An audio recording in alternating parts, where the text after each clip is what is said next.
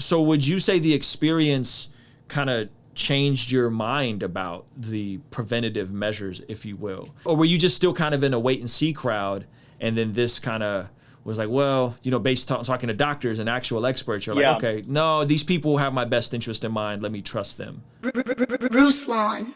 For people that don't know, I was in the hospital for 9 days with a very popular ailment that will be unnamed for monetization purposes. It's a very, if you watch the news, it's a very popular thing right now. And I had it, and I was in the hospital because of it. And if you guys are watching and don't know what's going on, Jason Mayfield's here. He had the COVID really bad, was in the hospital for 9 days. It was really bad. And so we're talking about the Bang Bang, which is the preventative treatment to the COVID, which we're not going to say these words because the video will get demonetized. Now, so how do you feel? You've been out for a couple weeks now. You feel better? Yeah, I got out. I went in, I think about 34 days ago, and I've been out for, that would mean I've been out for about 24 days. And it's been slow. I went to the grocery store by myself today, which was a big deal. Yeah. And what I'm finding now, it is weird combinations of things that just destroy me. So it's almost like I stumble upon it. And that's the problem. I'm doing a lot of what my instincts tell me to do. And then I'm like, I'm going to pass out. Wow. You're not thinking about it. If I get up and take off too fast, those first few minutes in the morning when I get out of bed, I got to be careful because I'm in that rest mode. So I stand up and immediately everything goes wonky in my body. So I have to just be a little funky with that, watch my oxygen. Yeah. I will say this, though. I had a very different outcome than most people. And I'm grateful to God for it, but I'm extremely sympathetic to people who are not having the outcome. There's a youth pastor's wife here in Florida who went into the hospital the same day that I did. Same stuff. She never came out. And 2 days ago, she passed away at 5:30 in the afternoon. And, you know, we don't know why. We don't know what. Yeah. You know, I was thinking a minute ago as Trutha was talking, you know, when you take especially any like faith, it's one thing to take the law. Yeah.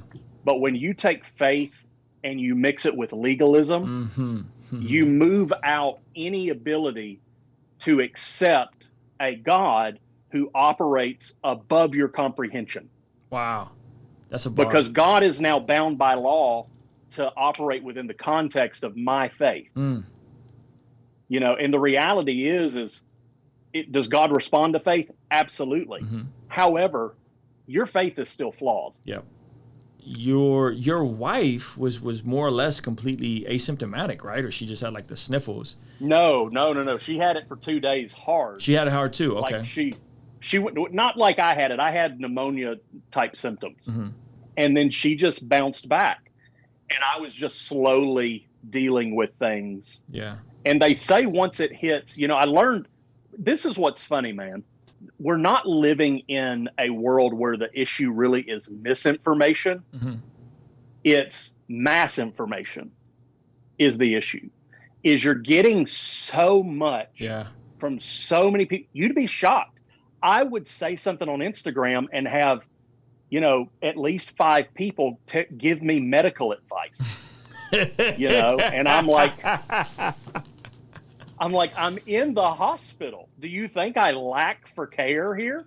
And so how many people did you have? Amazing. How many people did you have that told you to get ivermectin? And I have people DMing me, hey man, you gotta get him some ivermectin. I was like, bro, he's in the hospital. These are real doctors. I don't have access. Yeah, like if they can get it, I'm sure they would try it. I mean, just pray for my friend. I don't need you to tell me to tell him to tell the doctors. To go get ivermectin.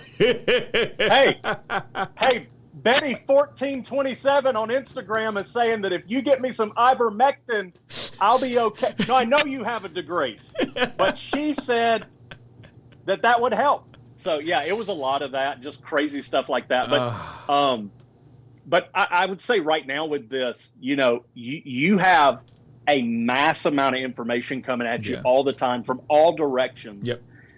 And at some point, you're just going to have to calm down Yep. and ask yourself, who would know? Yep. You know, there's a point, there's, you know, in one side with healing, we operate in faith. Yep. There's another side of healing where we have to operate in trust, and not trust in God, but trust in people who actually have some information and know some stuff. Yeah. And listen, it was varied there. I would have different nurses telling me different things, but when it came to my personal care and what I needed, they have all dealt with this over and over and over and over and over and over again. And so they kind of know what they're doing in terms of course of care. Mm-hmm. And it doesn't always turn out good, but people also do not always go to the hospital at the right time. Right. And I'll tell you, I was a half a click from not going. Yeah. We called an emergency room and they said, just be prepared to wait. Mm. And that doesn't agree with my spirit. Yeah. In a general way. And I just said, call this other one real quick. Yep. And so I actually called the other one and they said, we'll get you right in. Yeah. And if it wouldn't have been for that second call, I probably would have just stayed home and just deteriorated. Yeah. So. Yeah. Wow. So now there's people close to us that are very, very sick that they haven't gone to the hospital yet, but like the doctors have came by, they've gotten, you know, fluids and the whole bit. And I'm just like, man, this is some gnarly stuff. You know, this is some really scary stuff that we're dealing with. You know, and the issue is, I think even like around here, you know, there is we are a very conservative, affluent area. Mm-hmm. And there is a point where, you know, you might be questioning what everyone is asking everyone to do right now. Right.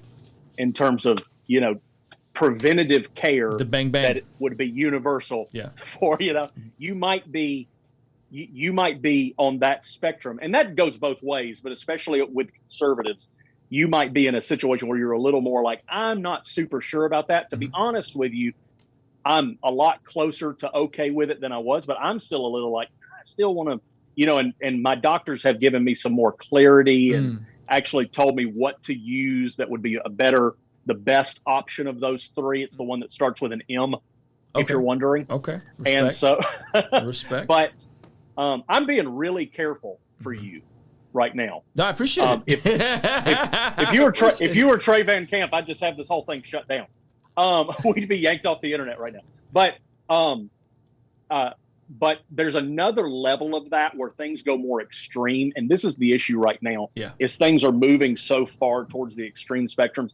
The up is where I don't trust anything and I don't believe anything. And so even if I find out that I am carrying or I've been tested positive or whatever, that I'm not going to tell anybody because I'm going to believe it's a false negative. Or you get people who are super Christians, they go, well, I'm going to believe the report of the Lord. You know, and so you get out here. And what's funny is we don't trust, and I'm just saying, I'm just putting this out there because I don't trust either. So I can say this. It's funny that we will trust anything that shows up on the internet. We've done people who don't want the thing. Bang, bang. You've gone through 5 medicines in the last 6 months that you swear cures it. You don't know anything about any of them. And the latest one, we find out they use it to treat horses, for the love of God. So, bro, you know? hold on. Bro, so I got the bang bang back in June, right? Because I was going to Florida, and I was like, I'm not pulling up to Florida and not without the bang bang. Yeah, that was a good choice. Yeah. So I got the bang bang. My wife didn't want to get the bang bang, so I got the ivermectin off of Amazon. Because Daniel, who I think talked to you a little bit online, my buddy Daniel was like, get this one. So I got it as like a precursor to her. In case anything happens to her, I was like, well, I got the ivermectin, right? And then it comes, and I didn't catch this, Jason, but it came as horse paste. Yes. So she's like, what is this? And I'm like, hey. Well, you brush your teeth with it, you're golden. Yeah, I was like, it's horse paste. Like, hey, I just want to be safe in case anything happens to you. And she's like, this isn't for human consumption. And I'm like, yeah. So we literally went back and forth. And then the day before we go to Florida, Jason, the day before, I left my wife alone about this. I'm like, I'm not gonna hound you about this. You do what you think is best, right? This is what I did. You're grown. This is what I think you should do. This is what I did. Left her alone. And so the day before we go to Florida, we're here. Me and Zach are in here trying to get ahead on work. She texts me like, I think I'm gonna go get it. And I was like, we leave tomorrow. Like, she's like, yeah, I think I'm gonna go get it. I just made the decision. So I got to stop what I'm doing, hang with the kids. We found a place that was around the corner. She wanted to get the J&J one because she just wanted to one and done. It's just one. It's just one and done. So yeah, man. So it was really funny. But she was there in that I'm not really, She kept telling me, she kept joking, saying I was sponsored by Big Pharma. She was like, "You're sponsored by Big Pharma. Are you on payroll?" I was like, "No." I'd love to be sponsored by Big Pharma. That'd be awesome. That'd be great. That's a great payday. It's a great payday. She's like, if I see $100,000 in our bank account out of nowhere, I know where it came from. I'll know why you're pushing this. So she ended up changing her mind. She got it, and then we came back, and Jason, everyone around us has it. Everyone. Like my niece, my wife's best friend, one of my close friends. And now I think she's happier that she did get it. And it's to the point where I had to go get tested because I had been exposed. So I was like, well, let me make sure I'm not a carrier of it, And so I actually got tested last Sunday just to make sure I was good.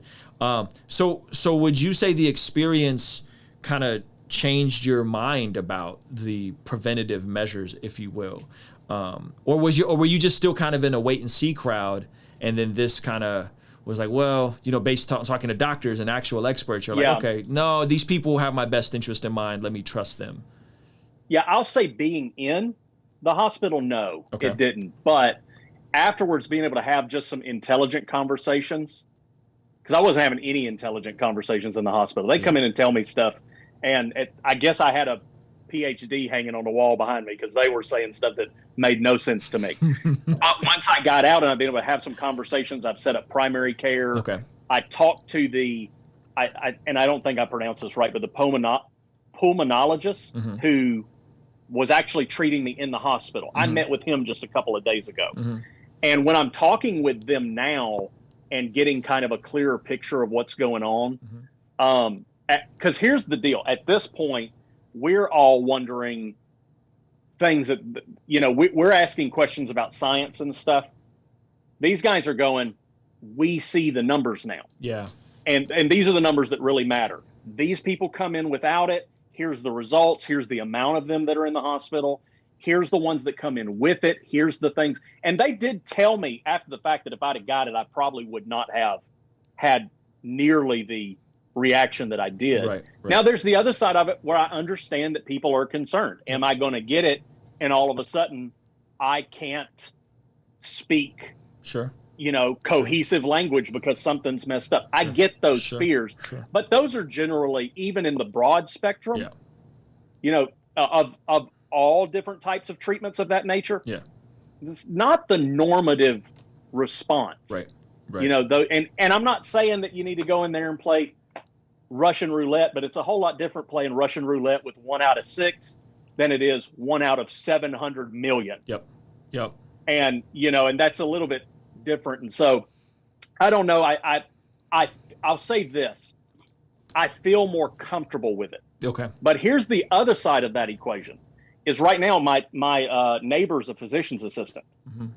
And he told me, he's like, man, what you've got in your body right now is more powerful than anything they're going to get. Right. You already got the antibodies. Yeah. I've got all this stuff. And he said, if you got the bang, the bang, if you got that and plus your antibodies, he said, you would never need a booster shot. He said it would be highly unlikely that any type of variant would affect you whatsoever. Yeah. And so that's what Z-Dog MD just said. I was actually watching his video today. He literally said that. He's like, listen, those of you guys that already had it, your antibodies are going to do the work. If you get it after having it with the antibodies, then you're essentially like never going to be able to be exposed to anything. And I was like, oh, that's actually really interesting, So he doesn't get mad at people who've had it, who have antibodies that don't want to get it. The problem is they just aren't giving a card out for that and things are getting weird. And then that's where it shifts into another thing. Yes. Where it is kind of like that's kind of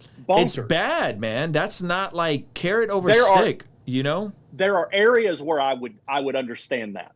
Yes. Okay? Like if a cruise ship wants to make that, I get it. Yeah. Because a cruise ship is a cesspool. Yep. So I get it. Yep. You're stuck in okay, I can go, we can do that. Yep. To go to freaking, Chili's. Yeah. To go to the gym. What I'm trying to do, Jason, is I'm trying, I haven't been successful, but I'm trying to get experts on. I'm trying to get Francis Collins on, Dr. Francis Collins, who's a Christian, who is the head of the NIH, the National Institute of Health, Dr. Fauci's boss. I'm trying to get Dr. Kizzy on. I'm trying to get some folks on who are people of faith on the technology of the bang bang and are scientists that are also people who follow Jesus to, hey, like, I understand the apprehension to trust institutions, to trust big pharma. I understand apprehensions to trust government, especially when governments start to act a little crazy. However, we also should be willing to trust Christians who are on the front lines developing groundbreaking technology that's going to help a lot of people. It's tough because it's so polarized, and not only is it polarized, it's politicized. Like now it's a political thing. And that's the thing where I would encourage everybody, and this is a little bit more, outside of just this issue. This is something you can incorporate into your life in general. Is, if you don't want something, or you don't like something, or you don't like somebody, or you don't like a policy, or you don't like, I would encourage you to just step back and ask yourself, why do I not like? Well, I don't like it because that's Joe Biden. Well, no, hang on a second. Why do you not like it? Well, I don't like it because that's Democratic agenda. Mm-hmm. No. Why do you not like it? Right. Why do you not like it? Right. What is it about it that makes you uncomfortable? So even with the bang bang, listen, the odds are at least 80% of the people who are against it or don't want it don't really have a problem with it. Because you can't say, I don't like big pharma and take NyQuil. You can't say, I don't like big pharma and use Vicks. You can't say, I don't like big pharma. You can't say, I don't like big pharma and eat cereal from your grocery store. Right. You can't say that. It's not. Those are not congruent with one another. Yeah. And so we're picking up language. Well, it's too new, or it's not FDA approved, or it's not this, or it's not that. And so you're picking up language. I don't think you understand how much you've been brought to a point by other people and by other perspectives and by things that you've never actually thought through. And so a lot of people here in the scripture, they hear, work out your own salvation with fear and trembling. And they think, well, I got to work and make sure that I'm scared of God all the time. No, you got to work it out. You got to do the math on your salvation. Yes. You've got to know that you believe what you believe. Yep. In the same way, when it comes to politics, you need to know that you believe what you believe. Yep. When it comes to this, that, or the other, with all this stuff that's mass information, you got to know that you believe what you believe, that you believe it. Yeah. You've got to know that, and you've got to do that work. And I'll just throw this on top of that. If there is any political position on one side or the other that you can't find that you like, you are a gosh darn idiot. Yeah, it's good. It should be real easy to look on the other side of the aisle and go, I'm not going to lie. There's some stuff I really don't like about you folks. That's a pretty good idea right there. Yeah. No, that's a good point, man. But those professionals, good luck getting them, because right now things are going crazy. Yeah. Yeah. Whew. Man, thank you for sharing that, Jason. That's a lot. Sorry, So there you go, guys. Jason Mayfield, send all angry DMs to him about the bang bang. Don't leave me. Love what you do. Love what you do. Kingstream Entertainment. Ruslan. Thank you so much for making it to the end of this video. If you found it valuable, considering giving it a like and subscribing. This month, I'm releasing the Love What You Do collection, and to celebrate, I'm doing a 3-day virtual event to help us go from learning to love what we do to ultimately doing what we love. By the way, it's free, so hit the link in the description to grab your seat today.